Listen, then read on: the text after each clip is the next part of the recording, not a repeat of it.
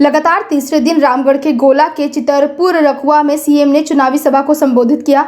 UPA दल के कांग्रेस प्रत्याशी बजरंग महतो के समर्थन में सीएम चुनावी सभा में प्रचार कर रहे हैं। सभा में कई मंत्री भी मौजूद रहे।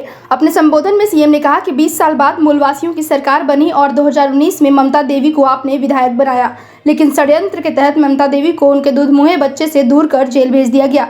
उपचुनाव किसी विशेष परिस्थिति में होता है। रामगढ़ का चुनाव आम नहीं है, जनता की अदालत में न्याय के लिए है। सीएम ने विपक्षियों पर निशाना साधते हुए कहा कि उनके पास बोरा भरकर पैसा है, वे वोट का रेट तय करते हैं। पुरुष के लिए 700 और महिला के लिए 300 रुपए तक रेट तय किया गया है। साथ ही कहा कि हमारे हक और अधिकार की लड़ाई को ये लोग असंवैधानिक बताते हैं। रामगढ़ विधानसभा उपचुनाव में एनडीए की आजसू प्रत्याशी सुनीता चौधरी के पक्ष में चुनावी सभा में केंद्रीय मंत्री अर्जुन मुंडा शामिल हुए। बलरंगा के श्री श्री योगिया बाबा आश्रम मैदान में अर्जुन मुंडा ने जनसभा को संबोधित किया। अपने संबोधन में उन्होंने कहा कि भाजपा आजसू गठबंधन विकास की राजनीति करती है। केंद्र सरकार गरीब कल्याण और किसानों के सम्मान के लिए काम कर रही है।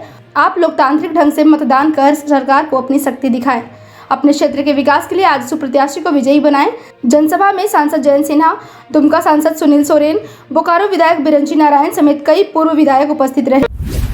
जैक बोर्ड की 24 मार्च को होने वाली मैट्रिक और इंटर की परीक्षा की तिथि में बदलाव किया जाएगा। सूबे के शिक्षा मंत्री जगन्नाथ महतो ने इसकी जानकारी दी है। दरअसल पूरा मामला राज्य सरकार के कैलेंडर में सरहुल की तारीख 23 अप्रैल छप जाने के कारण हुई है। जब परीक्षा की तारीखों की घोषणा होने लगी तो इसी कैलेंडर को आधार बनाकर पूरा शेड्यूल किया गया, लेकिन सरहुल महापर्व इस साल 24 मार्च को है।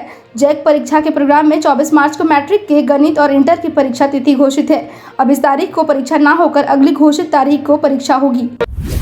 झारखंड के करोड़पति इंजीनियर वीरेंद्र राम का रो कर बुरा हाल है। ईडी की हिरासत में रात गुजारने के दौरान वीरेंद्र राम रात भर परेशान रहे। उन्हें नींद नहीं आ रही थी, वे रात भर सिसकते रहे। आज उन्हें ईडी कोर्ट में प्रस्तुत किया गया। वीरेंद्र राम को कोर्ट से ईडी रिमांड पर लेगी। ईडी की टीम वीरेंद्र राम के 24 ठिकानों पर लगातार 48 घंटे तक सर्च किया। वीरेंद्र राम के पास से कई गाड़ियों के कागजात जब्त किए गए। ईडी की टीम ने वीरेंद्र राम के पास से फॉर्च्यूनर गाड़ी जब्त किया।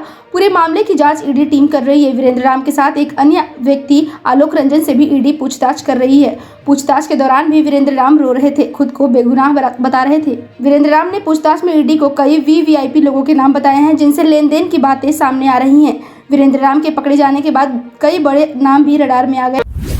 मनरेगा आयुक्त राजेश्वरी बी ने झारखंड राज्य के जल छाजन मिशन के मुख्य कार्यपालक अधिकारी का अतिरिक्त प्रभार लिया। विभागीय पदाधिकारियों ने उनका स्वागत किया। योगदान के बाद राजेश्वरी बी ने अधिकारियों से जरूरी मसलों पर चर्चा की। वहीं राजेश्वरी बी ने कहा कि झारखंड सरकार लगातार ग्रामीणों के क्षेत्र में बढ़ चढ़कर काम कर रही है। कई ऐसे काम हुए हैं जो काबिले तारीफ है। सरकार मनरेगा मजदूरों को सबसे ज्यादा महत्व दे रही है। हजारीबाग कांग्रेस महानगर अध्यक्ष मनोज नारायण भगत ने प्रेस वार्ता की। इस दौरान उन्होंने कहा कि हिडेनबर्ग के घोटाले की जांच से केंद्र सरकार डर रही है। पर्दाफाश नहीं बल्कि अडानी के करतूतों पर पर्दा डालने की कोशिश कर रही है केंद्र सरकार। उन्होंने कहा कि केंद्र सरकार के खिलाफ कांग्रेस पूरे देश में मोर्चा खोल चुकी है। केंद्र सरकार लोकसभा और राज्यसभा दोनों सदनों में बहुमत में होने के बावजूद भी हिडेनबर्ग मामले की जाँच नहीं कराना चाहती है। देवघर में आजसू पार्टी की जिला स्तरीय बैठक नगर कार्यालय में की गई। आजसू जिलाध्यक्ष आदर्श लक्ष्य के नेतृत्व में आयोजित बैठक में दर्जनों आजसू कार्यकर्ता शामिल हुए। बैठक में आजसू पार्टी को सशक्त और मजबूत बनाने पर चर्चा हुई। इस मौके पर आजसू जिलाध्यक्ष ने कहा कि 30 मार्च तक प्रत्येक प्रखंड में 500 पदाधिकारी और सैकड़ों कार्यकर्ताओं को आजसू से जोड़ने का लक्ष्य रखा गया है। झारखंड का पहला आसमान में लटकने वाला एयर रेस्टोरेंट को प्रशासन ने बंद कर दिया है। अब लोगों को जमीन से करीब 150 फीट की ऊंचाई पर खाना नहीं परोसा जाएगा। काके और मांझी रोड के बोड़िया स्थित 8th माइलस्टोन में संचालित किया जाता था ये रेस्टोरेंट। इस रेस्टोरेंट के संचालन पर जिला प्रशासन ने सुरक्षा को देखते हुए रोक लगा दी है। प्रशासन ने आसमान में लटके एयर रेस्टोरेंट को बंद करने का आदेश जारी कर दिया है। बता दें कि जमीन से लगभग 150 फीट की ऊंचाई पर लोगों को खाना परोसा जाता था। राज्य सदर के अनुमंडल दंडाधिकारी ने इस पर कार्रवाई की है।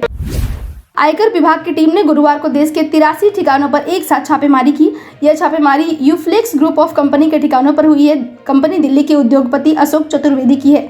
आईटी अफसरों ने बताया है कि काफी दिनों से कंपनी के खातों पर नजर रखा जा रहा था, जिसमें कर चोरी और हेराफेरी की पुष्टि होने के बाद छापेमारी की गई। भारतीय महिला टीम में शामिल झारखंड की बेटियों ने 14वीं एशियन लॉन बॉल्स चैंपियनशिप में स्वर्ण पदक जीतकर इतिहास रच दिया है। भारतीय टीम में झारखंड की रूपा रानी तिर्की और लवली चौबे शामिल थी। यह पूरे राज्यवासियों के लिए गर्व की बात है। पटना में बिहार तकनीकी सेवा आयोग के अभ्यर्थियों ने अवर अभियंता संघ कार्यालय के पास प्रदर्शन किया। नौकरी 2 या रिजल्ट 2 की मांग को लेकर अभ्यर्थियों ने प्रदर्शन किया। बता दें कि बीटीएससी के चयनित कनीय अभियंताओं ने जमकर प्रदर्शन किया।